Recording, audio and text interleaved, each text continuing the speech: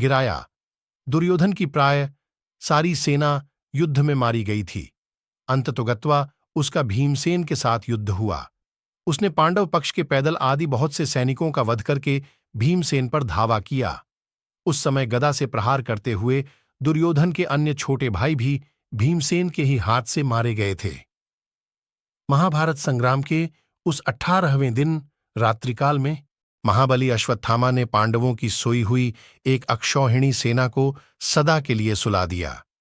उसने द्रौपदी के 5 पुत्रों, उसके पांचाल देशीय बंधुओं तथा धृष्टद्युम्न को भी जीवित नहीं छोड़ा। द्रौपदी पुत्रहीन होकर रोने बिलखने लगी।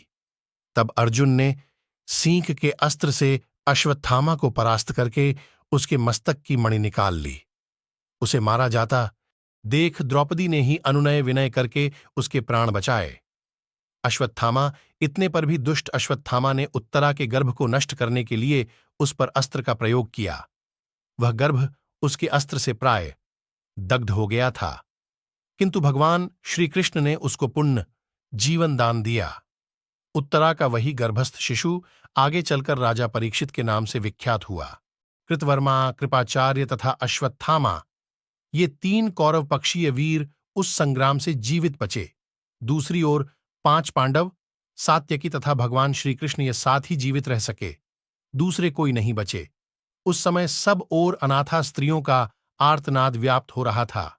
भीमसेन आदि भाइयों के साथ जाकर युधिष्ठिर ने उन्हें सांत्वना दी तथा रणभूमि में मारे गए सभी वीरों का दाह संस्कार करके उनके लिए जलांजलि दे धन आदि का दान किया।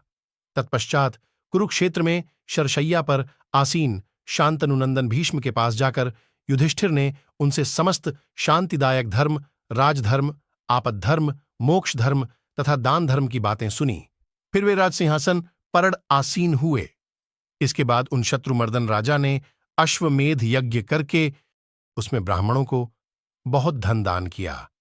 तदनंतर द्वारका से लौटे हुए अर्जुन के मुख से मूसलकांड के कारण प्राप्त हुए शाप से पारस्परिक युद्ध द्वारा यादवों के संहार का समाचार सुनकर युधिष्ठिर ने परीक्षित को राजासन पर बिठाया और स्वयं भाइयों के साथ महाप्रस्थान कर स्वर्गलोक को सिद्धार हुए।